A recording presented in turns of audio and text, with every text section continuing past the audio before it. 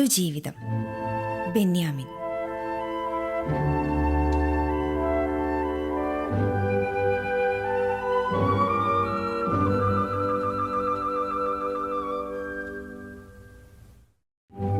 Arabian നാടുകളിലേക്ക് കുടിയേറിപ്പോയ ലക്ഷക്കണക്കിന് മനുഷ്യരുടെ ജീവിതത്തിൽ നിന്ന് ചീന്തിയെടുത്ത കണ്ണുനീർ പുരണ്ട ഏടാണ് ഈ കൃതി. ഇതിനു കിട്ടിയ അഭൂതപൂർവമായ പിന്തുണ വിൽപ്പനയിലും സ്വാഭാവികമായും പ്രതിഫലിച്ചു. ഭാഷയിലെ സർവകാല റെക്കോർഡുകളും തിരുത്തി ഇപ്പോൾ 2 ലക്ഷം കോപ്പികൾ വിറ്റഴിഞ്ഞ ബഹുമതിക്കും ആടുജീവിതം അർഹത നേടിയിരിക്കുന്നു. പാടി പദം വന്ന ഒരു നാടോടി കഥയുടെ ഈണത്തിൽ ഈ പുസ്തകം തലമുറകളോളം ഇനിയും ജനഹൃദയങ്ങളിലേക്ക് പതിച്ചുകൊണ്ടേയിരിക്കും.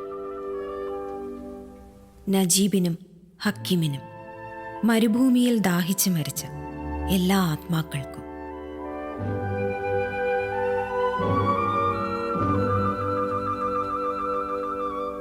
ബത്തയിലെ ചെറിയ പോലീസ് സ്റ്റേഷനു മുന്നിൽ ഞാനും ഹമീദും തോറ്റവരെ പോലെ കുറേ നേരം നിന്നു.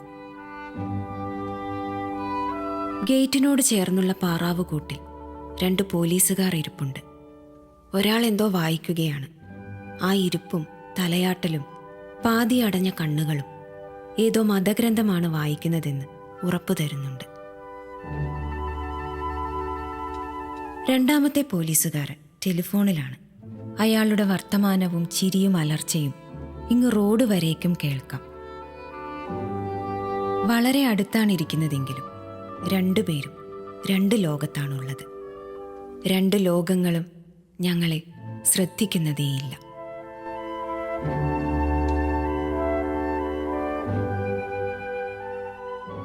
നാം അനുഭവിക്കാത്ത ജീവിതങ്ങളെല്ലാം നമുക്ക് കെട്ടുകഥകളാണ്. ഇന്ന് നമ്മൾ പരിചയപ്പെടാൻ പോകുന്ന പുസ്തകം ബെന്യാമിൻ എഴുതിയ ആടുജീവിതമാണ്. 150-ൽ പരം പതിപ്പുകൾ ഇറങ്ങി ആധുനിക ലോകത്തെ ഞെട്ടിച്ച ഒരു പുസ്തകമാണ് ഇത്. ഒരു യഥാർത്ഥ മനുഷ്യൻ്റെ ജീവിതകഥയിലൂടെ നമ്മൾ കടന്നു പോകുമ്പോൾ അത് വായിക്കുന്നവർ കരയുകയോ നൊമ്പരപ്പെടാതിരിക്കുകയോ ചെയ്യുകയില്ല. അത്രത്തോളം തീവ്രമായ വേദനകൾ സഹിക്കേണ്ടി വന്ന നജീബ് എന്ന മനുഷ്യൻ്റെ ഏറ്റവും ദുഃഖകരമായ കഥയുടെ അനാവരണമാണ് ആടുജീവിതമെന്ന ഈ പുസ്തകം. ഈ പുസ്തകം വായിച്ചില്ലെങ്കിൽ അത് വലിയ ഒരു നഷ്ടമായിരിക്കും. നമ്മുടെയൊക്കെ ജീവിതത്തിൽ അനേകം സ്വപ്നങ്ങളുണ്ട്. ആ സ്വപ്നങ്ങൾ സാക്ഷാത്കരിക്കാൻ വേണ്ടി നമ്മൾ പല മേഖലകളും കണ്ടെത്താറുണ്ട്. അത്തരത്തിൽ ഗൾഫ് ജീവിതം സ്വപ്നം കണ്ടുകൊണ്ടുപോയ ഒരു മനുഷ്യന് സംഭവിച്ച ദുരന്തമാണ് ആടുജീവിതത്തിൻ്റെ പ്രമേയമെന്ന് പറയുന്നത്.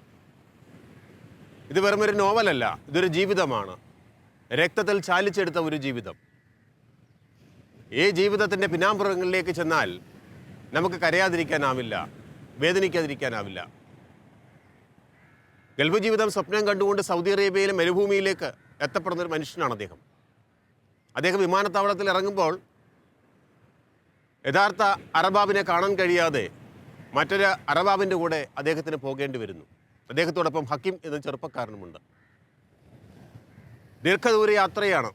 യാത്രകളുടെ ഒടുവിൽ ഇടയ്ക്കെവിടെയോ വണ്ടി നിർത്തിയപ്പോൾ അറബാബ് ഹക്കീമുമായി ഇറങ്ങി എവിടേക്കോ പോയി. കുറച്ച് കഴിഞ്ഞ് അദ്ദേഹം തിരിച്ചു വന്നു. വീണ്ടും യാത്രയുടെ അന്ത്യത്തിൽ അദ്ദേഹം നജീബ് ചെന്നെത്തുന്നത് ഒരു ദുരന്ത ഭൂമിയിലേക്കാണ്. ആളും വെളിച്ചവും ഇല്ലാത്ത, പരന്നു കിടക്കുന്ന, തീവ്രമായി ചുട്ടുപൊള്ളുന്ന ഒരു മരുഭൂമിയിലേക്ക്, മറ്റൊരു ചുട്ടുപൊള്ളുന്ന ജീവിതത്തിൻ്റെ അനുഭവങ്ങളിലേക്ക് അദ്ദേഹം എത്തിച്ചേരുന്നതാണ് ഈ പുസ്തകത്തിൻ്റെ പ്രമേയം എന്ന് പറയുന്നത്. അങ്ങനെ ജീവിതത്തിൽ പിന്നെയും ചൂടുകാലം വന്നു, തണുപ്പുകാലം വന്നു, കാറ്റു വന്നു, പൊടിക്കാറ്റ് വന്നു, വല്ലപ്പോഴും മഴ വന്നു, ആഴ്ചയിലൊരിക്കൽ ട്രക്ക് വന്നു. എല്ലാം വന്നു. എൻ്റെ മസറയിൽ ഞാനും ആടുകളും മാത്രം. കഥ വളരെ ലളിതമാണ്. മണലാരണ്യത്തിൽ ചെല്ലുമ്പോൾ ഈ അറബാബ് അദ്ദേഹത്തിന് ഒരു വസ്ത്രം എറിഞ്ഞു കൊടുക്കുന്നുണ്ട്. മുഷിഞ്ഞ് നാറിയ ഒരു വസ്ത്രം. കുളിക്കാൻ വെള്ളമില്ല, കുടിക്കാൻ വെള്ളമില്ല, വെള്ളമെടുത്താൽ അദ്ദേഹം വഴക്ക് പറയും, മർദ്ദിക്കും. കൂടെ അദ്ദേഹം നോക്കുമ്പോൾ ഭീകരരൂപിയായ ഒരു മനുഷ്യൻ, തനിക്ക് മുമ്പേ ഈ മണലാരണ്യത്തിൽ വന്നുപെട്ട് ജീവിതം ഹോമിച്ച ഒരു മനുഷ്യൻ, വിരൂപിയായ ഒരു മനുഷ്യൻ, ആരെയും ഭയപ്പെടുത്തുന്ന രൂപം. അദ്ദേഹം ഹിന്ദിയിൽ എന്തൊക്കെയോ പറഞ്ഞ് പുലമ്പുകയും അട്ടഹസിക്കുകയും അലറുകയൊക്കെ ചെയ്യുന്നുണ്ട്. കുറച്ച് നാളുകൾക്ക് ശേഷം ആ മനുഷ്യൻ മരിക്കുന്നു. ആ മനുഷ്യൻ്റെ ജഡം പിന്നീട് നജീബ് കണ്ടെത്തുന്നുണ്ട്. നജീബ് എത്തുന്നത് ഒരു മസറയിലേക്കാണ്. ആടിനെയും ഒട്ടകങ്ങളെയും ഒക്കെ സംരക്ഷിക്കുന്ന ഇടയൻ്റെ ജോലിയാണ് അദ്ദേഹത്തിന് ലഭിച്ചത്. സമയത്തിന് ഭക്ഷണം ലഭിച്ചില്ല, ആഹാരം ലഭിച്ചില്ല. വല്ലപ്പോഴും ലഭിക്കുന്ന കുബൂസും പാലും മാത്രമായിരുന്നു അദ്ദേഹത്തിൻ്റെ പ്രധാനപ്പെട്ട ആഹാരമെന്ന് പറയും. യാതൊരു തരത്തിലുള്ള കാരുണ്യവും അർബാബിൻ്റെ ഭാഗത്തുനിന്നും ഉണ്ടായില്ല. നിരന്തരമായ ജോലി. ഇടയ്ക്കെപ്പോഴോ അദ്ദേഹം നാട്ടിൽ നിന്ന് കൊണ്ടുവന്ന ബാഗ് തലയിൽ വെച്ച് കിടക്കുമ്പോൾ അപ്പുറത്ത് ആ ഭീകരരൂപി എഴുന്നേറ്റിരിപ്പുണ്ട്. അദ്ദേഹം അട്ടഹസിക്കുന്നുണ്ട്. ആ ബാഗിനുള്ളിൽ തൻ്റെ ഭാര്യ തനിക്ക് തന്നുവിട്ട അച്ചാറിൻ്റെ മണം അദ്ദേഹത്തിന് കിട്ടുന്നുണ്ട്. പക്ഷേ ആ അച്ചാറിൻ്റെ മണം ഗൃഹാതുരമായ ഒരു ഓർമ്മയിലേക്ക് അദ്ദേഹത്തെ കൊണ്ടെത്തിക്കുന്നു. തൻ്റെ ഭാര്യ, ഉമ്മ, തനിക്ക് ജനിക്കാൻ പോകുന്ന കുട്ടി, അവരുടെയൊക്കെ ജീവിതമോർത്തപ്പോൾ അറിയാതെ അദ്ദേഹത്തിൻ്റെ കണ്ണുകളിൽ നിന്നും നീര് ചാലിട്ട് ഒഴുകുകയാണ് ചെയ്തത്. നീണ്ട 3 വർഷങ്ങൾ, 4 മാസങ്ങൾ, 9 ദിവസങ്ങൾ. ഒന്ന് ആലോചിച്ച് നോക്ക്. കുളിക്കാനും നനയ്ക്കാനും കഴിയാതെ, ശമ്പളമില്ലാതെ, ഭക്ഷണമില്ലാതെ, ആട്ടിൻ്റെ പാല് മാത്രം കുടിച്ചുകൊണ്ട് കുബൂസും ഭക്ഷിച്ചുകൊണ്ട് ജീവിക്കേണ്ടി വരുന്ന ഒരു മനുഷ്യൻ്റെ ദാരുണാന്ത്യം നിങ്ങളൊന്ന് ആലോചിച്ച് നോക്കും. ഇതിനിടയിൽ ഹക്കിമിന് കൂട്ടായിട്ട് സൊമാലിയക്കാരനൊരു ഇബ്രാഹിം ഖാദിരി എത്തുന്നുണ്ട്. ഇബ്രാഹിം ഖാദിരി. ഈ ഇബ്രാഹിം ഹക്കിമുമായി ചേർന്നിട്ട് രക്ഷപ്പെടാനുള്ളൊരു മാർഗം അന്വേഷിക്കുകയാണ്. നമുക്കറിയാം, മരുഭൂമി എന്ന് പറയുന്നത് നിസ്സാര കാര്യമല്ല. എത്ര കിലോമീറ്ററുകളുണ്ട് എന്ന് പോലും തിട്ടപ്പെടുത്തുവാൻ കഴിയാത്ത, കണ്ണത്താ ദൂരത്തിങ്ങനെ നീണ്ടുകിടക്കുന്ന, ദിശാബോധം നൽകാത്ത മരുഭൂമിയിലൂടെ ദീർഘദൂരം സഞ്ചരിച്ചുകൊണ്ട് നഗരങ്ങളിലെത്തുക അല്ലെങ്കിൽ റോഡുകളിലെത്തുക എന്ന് പറയുന്നത് വളരെ പ്രയാസമുള്ള കാര്യമാണ്. ഒരിക്കൽ ഹക്കിമും ഖാദിരിയും നജീബും ചേർന്ന് രക്ഷപ്പെടാനുള്ളൊരു പ്ലാൻ തയ്യാറാക്കി. ദീർഘനാൾ കാത്തിരുന്നതിന് ശേഷം ഇവരുടെ അറബാബുമാരിൽ ഒരാളുടെ മകളുടെ കല്യാണത്തിന് ഈ അറബാബുമാർ പോയ സമയത്ത് അവരുടെ നിന്ന് രക്ഷപ്പെടുകയാണ്. അവരുടെ യാത്ര വളരെ കഠിനമാണ്.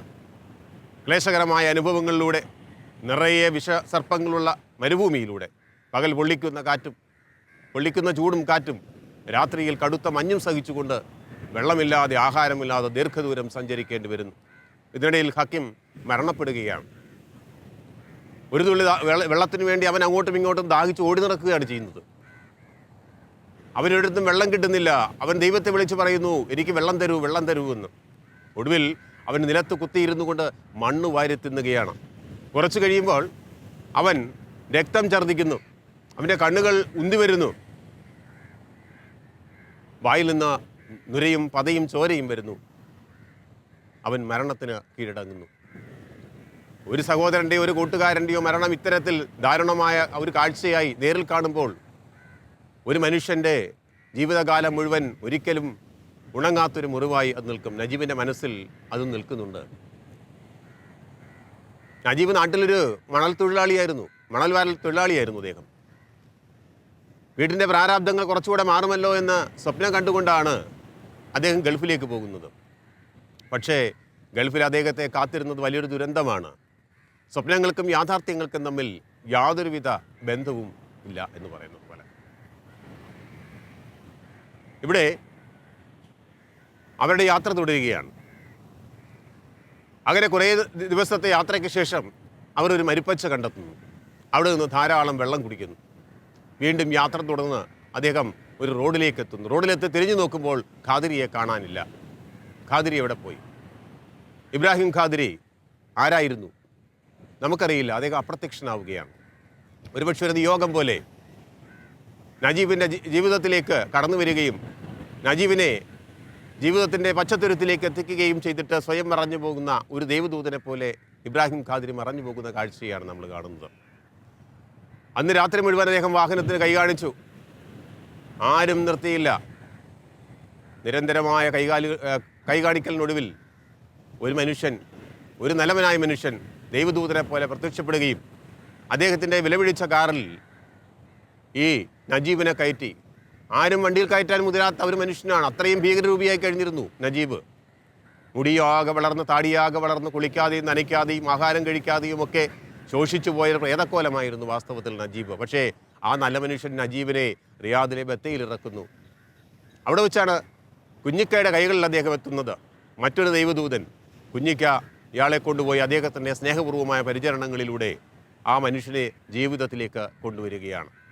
എന്നാൽ നാട്ടിലെത്തണമെങ്കിൽ പോലീസിന് പിടികൊടുക്കണം. പോലീസിന് പിടികൊടുത്താൽ അവർ നൽകുന്ന ശിക്ഷ അനുഭവിക്കണം. അങ്ങനെ പോലീസിൽ പിടികൊടുക്കുകയും നജീബ് കുറച്ച് ദിവസം ജയിലിൽ കിടക്കുകയും ചെയ്തു. ഇതിനിടയ്ക്ക് തൻ്റെ അറബാബ് ജയിൽ സന്ദർശിച്ചു. തൻ്റെ ജോലിക്കാരെങ്കിലും ഉണ്ടെങ്കിൽ കൂട്ടിക്കൊണ്ടു പോകുവാൻ അവർക്ക് അവസരം കൊടുക്കുന്ന ഒരു ദിവസമായിരുന്നു അന്ന്. ആ ദിവസം നജീബിനെ സംബന്ധിച്ചിടത്തോളം ഏറ്റവും വിഷമകരമായിരുന്നു. എങ്ങനെയെങ്കിലും അറബാബിൽ നിന്ന് മാറി നിൽക്കണമെന്ന് ആഗ്രഹിച്ചെങ്കിലും അറബാബ് കണ്ടുപിടിച്ചു. പക്ഷെ ഭാഗ്യമെന്ന് പറയട്ടെ, അറബാബിന് അവനെ കൊണ്ടുപോകാൻ കഴിയില്ല. ദൈവം അതിനനുവദിച്ചില്ല. കാരണം അയാൾ സ്പോൺസർ ആയിരുന്നില്ല എന്നത് തന്നെയാണ് കാരണം.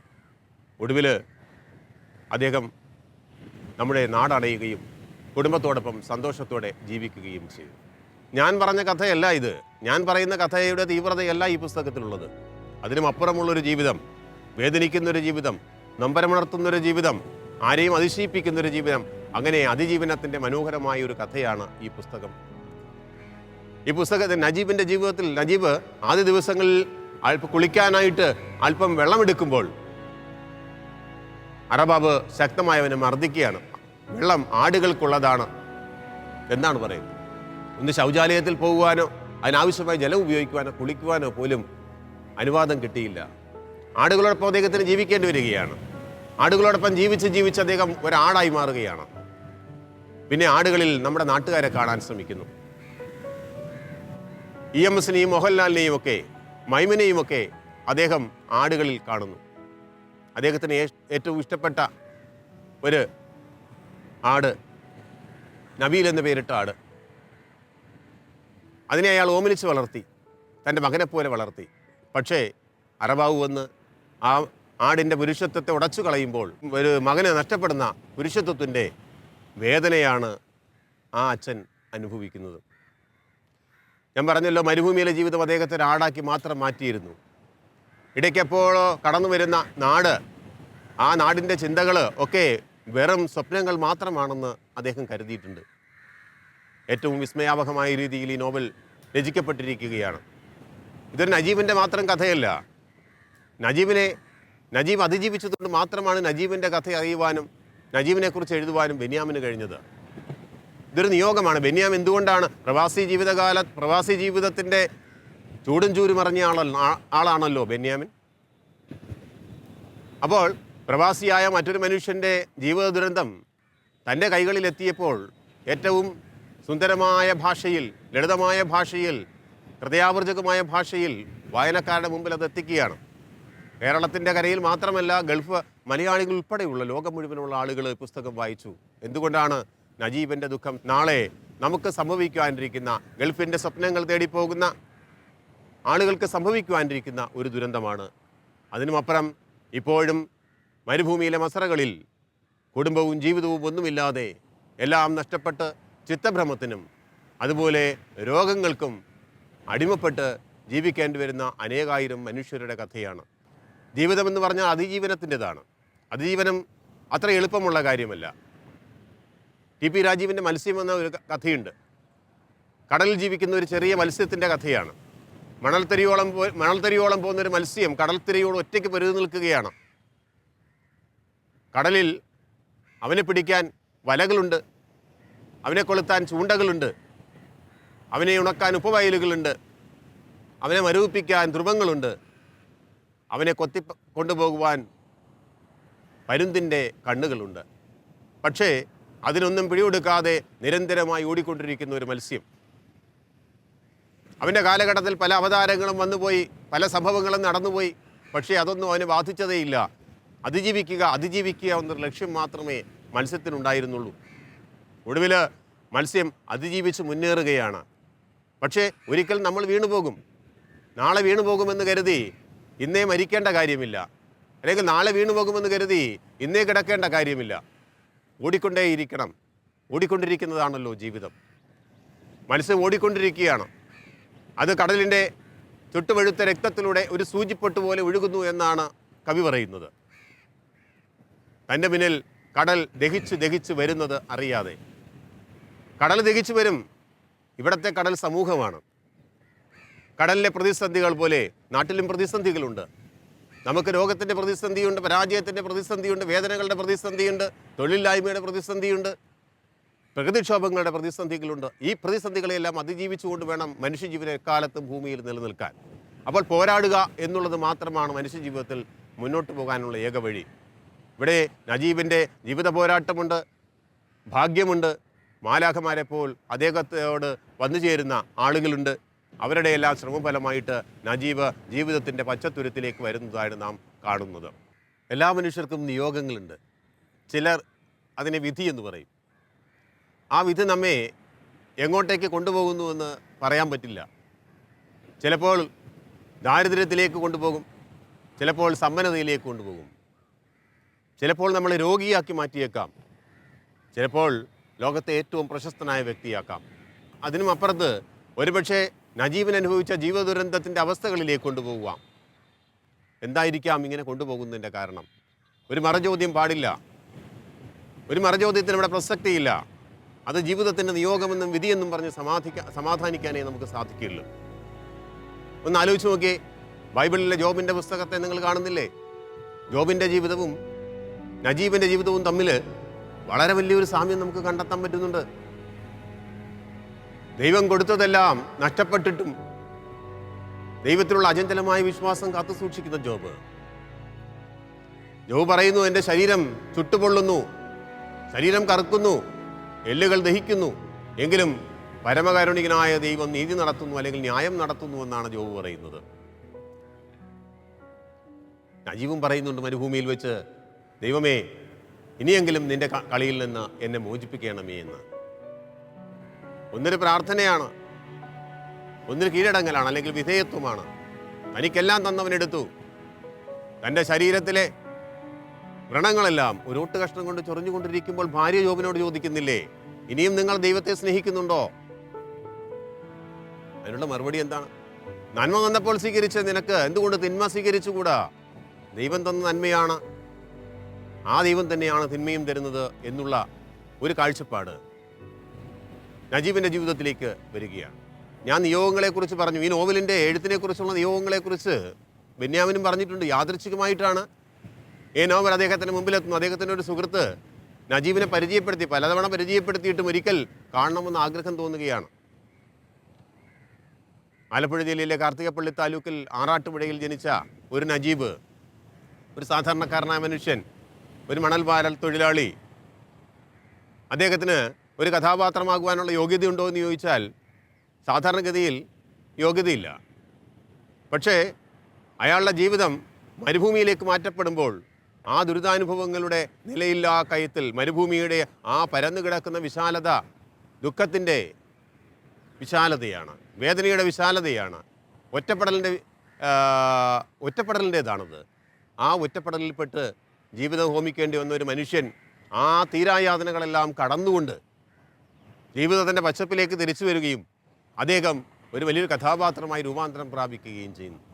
അക്ഷരങ്ങൾ വിശ്രമിക്കുന്നവരാണ് എഴുത്തുകാർ. അവർ പിൽക്കാലത്ത് ഓർമ്മിക്കപ്പെടും. ബെന്യാമിനും നിയോഗം പോലെ ഈ പുസ്തകം എഴുതുകയാണ് ചെയ്തത്. ദൈവത്തിൻ്റെ നീതിയായിട്ടാണ്, നിയോഗമായിട്ടാണ് അദ്ദേഹം ഈ പുസ്തകത്തെ കാണുന്നത്. ഞാനിതിൻ്റെ തുടക്കത്തിൽ പറഞ്ഞു, നാം അനുഭവിക്കാത്ത ജീവിതങ്ങളെല്ലാം നമുക്ക് കെട്ടുകഥകളാണെന്ന്. ഇതിൻ്റെ എഴുത്തുകാരൻ തന്നെ പറഞ്ഞിട്ടുണ്ട്, അദ്ദേഹത്തിന് നല്ലൊരു ക്രിക്കറ്റ് താരമാകണമെന്നായിരുന്നു ആഗ്രഹം. അങ്ങനെ ക്രിക്കറ്റ് ഗ്രൗണ്ടുകളിലൂടെ പ്രസിദ്ധമായ ഒരു ജീവിതത്തെ സ്വപ്നം കണ്ടുപോയ മനുഷ്യനാണ്. പക്ഷേ എത്തിയത് ഇവിടെയാണ്, നോവലിൻ്റെ വഴികളിലാണ്. ഒരു മോശമായ വഴികളിലല്ല അദ്ദേഹം എത്തിയത്.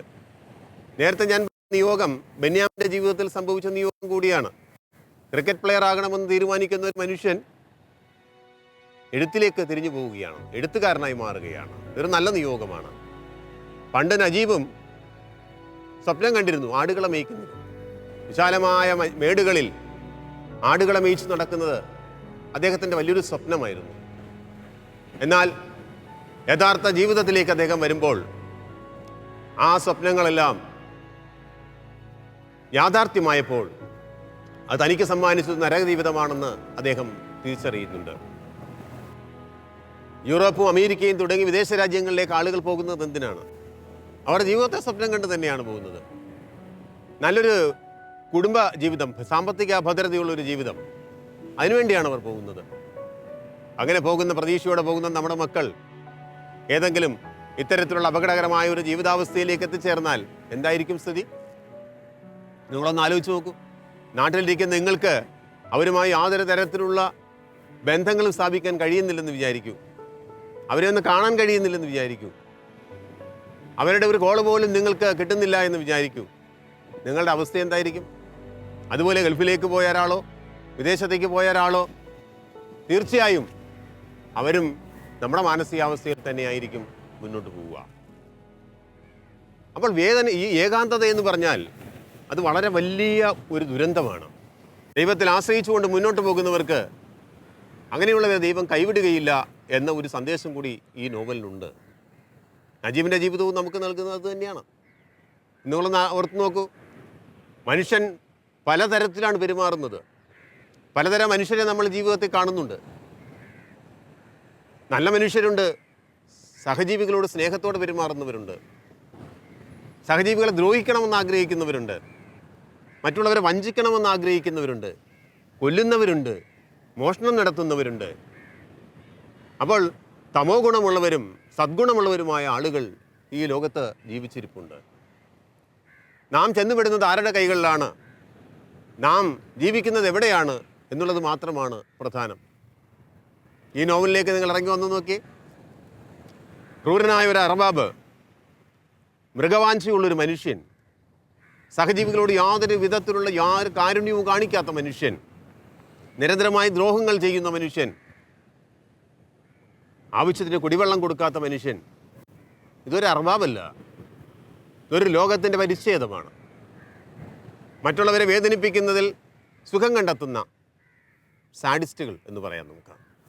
എന്നാൽ മറ്റൊരു വിഭാഗമോ സ്നേഹത്തിൻ്റെയും കാരുണ്യത്തിൻ്റെയും കരങ്ങളായി വന്ന് കരയുന്നവൻ്റെ കണ്ണീരൊപ്പുന്നവൻ, വേദനിക്കുന്നവനെ ആശ്വസിപ്പിക്കുന്നവൻ, ഭക്ഷണമില്ലാത്തവന് നൽകുന്നവൻ, വസ്ത്രമില്ലാത്തവന് നല്ല വസ്ത്രം വാങ്ങിക്കൊടുക്കുന്നവനായിട്ടൊക്കെ മാറുന്ന കാഴ്ചയുണ്ട്. നജീബിൻ്റെ ജീവിതത്തിലേക്ക് വരിക. നജീബിൻ്റെ ജീവിതത്തിൽ മരുഭൂമിയിൽ അദ്ദേഹത്തിൻ്റെ ദൈവദൂതൻ പ്രത്യക്ഷപ്പെടുന്നത് നമ്മൾ കാണുന്നില്ലേ? അദ്ദേഹത്തിൻ്റെ പേരാണ് ഇബ്രാഹിം ഖാദിരി എന്ന് പറയുന്നത്. ഈ ഇബ്രാഹിം ഖാദിരി അവനെ രക്ഷപ്പെടുന്നിടത്തോളം എത്തിച്ചിട്ട് അപ്രത്യക്ഷനാവുകയാണ് ചെയ്യുന്നത്. ഈ ഖാദിരി ആരാണെന്നറിയില്ല. അതൊരു മനുഷ്യനാണോ ഒരു മാലാഖയാണോ എന്നറിയില്ല. എങ്കിലും ഖാദിരി ഉണ്ടായിരുന്നു നജീബിൻ്റെ ജീവിതത്തിൻ്റെ താങ്ങും തണലുമായിട്ട്. അത് കഴിഞ്ഞ് നിരന്തരമായി അദ്ദേഹം റോഡിൽ ഒരു വണ്ടിക്കായി കൈ കാണിച്ചുകൊണ്ട് നിൽക്കുമ്പോൾ എത്തിച്ചേരുന്ന ആ മനുഷ്യനെ നിങ്ങൾ നോക്കൂ. മറ്റൊരു ദൈവമാണ്, മറ്റൊരു മാലാഖയാണത് അല്ലേ? തൻ്റെ വിലപിടിപ്പുള്ള കാറിൽ ഏറ്റവും വികൃതരൂപിയായ ഒരു മനുഷ്യനെ കയറ്റിക്കൊണ്ട് പോകുവാൻ ഒരുപക്ഷെ നമ്മൾ തയ്യാറാവുകയില്ല. ഞാനും ചിലപ്പോൾ തയ്യാറാവുകയില്ല. പേടിച്ചിട്ട് ഇതൊരു പേക്കോലമാണോ പിശാചാണോ എന്ന് ചിലപ്പോൾ സംശയിച്ചുകൊണ്ട് ആരും വണ്ടി നിർത്താൻ ചിലപ്പോൾ മടി കാണിക്കും. അവിടേക്ക് ആ കാറിലേക്ക് അദ്ദേഹത്തെ കയറ്റിക്കൊണ്ട് റിയാദിലെ ബദ്ദയിലെത്തിക്കുന്ന ഒരു നല്ല മനുഷ്യൻ, ഒരു മാലാഖയാണ് അല്ലേ? അതുപോലെ അദ്ദേഹത്തെ അവസാനം പരിചരിക്കുന്ന മനുഷ്യനായ കുഞ്ഞിക്ക മറ്റൊരു മാലാഖയാണ്.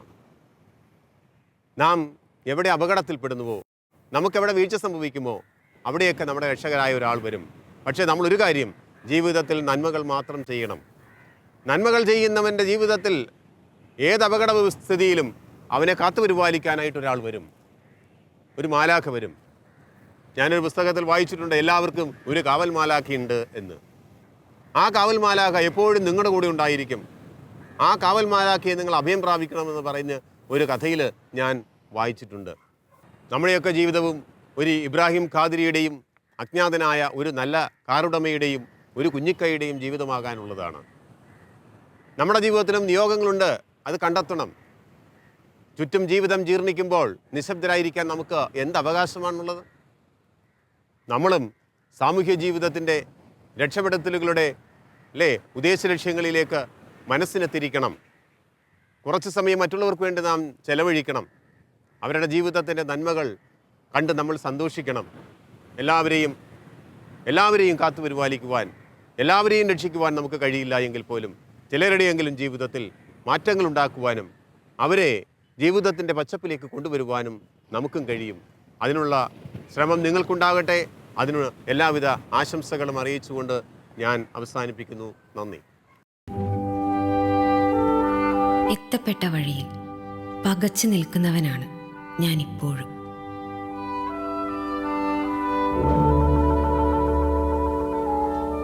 പുതിയ കഥകൾക്ക് നിയോഗമുണ്ടെങ്കിൽ ഞാനും അവയും തമ്മിൽ ഈ വഴിയിൽ വച്ച് കണ്ടുമുട്ടുക തന്നെ ചെയ്യും. പക്ഷേ അവയെ കാണാതിരിക്കാനായി മനഃപൂർവ്വം ഞാൻ എൻ്റെ കണ്ണുകൾ പൂട്ടുകയില്ല.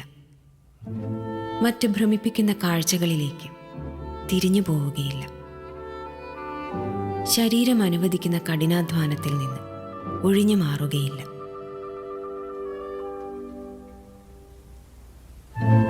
ബാല്യകാലത്തിലെ രോഗഗ്രസ്തമായ ദിനങ്ങളിലെന്നോ ഒരിക്കൽ ഞാനൊരു സ്വപ്നത്തിൻ്റെ അഗാധതയിലേക്ക് വീണുപോയെന്നും അതിൽ നിന്നുള്ള മോചനമില്ലാത്ത കാഴ്ചകളാണ് ഇപ്പോഴത്തെ ജീവിതമെന്നും ഞാൻ വിചാരിക്കാറുണ്ട്. ഒരു സ്വപ്നത്തിലൂടെയല്ലാതെ മറ്റൊരു വഴിയിലൂടെയും എനിക്ക് എഴുത്തിലേക്ക് കടന്നു വരാൻ സാധ്യതയില്ലായിരുന്നു. ഈശ്വര, ഞാൻ എൻ്റെ സ്വപ്നത്തിൽ നിന്ന് ഉണർന്നു പോകുമോ?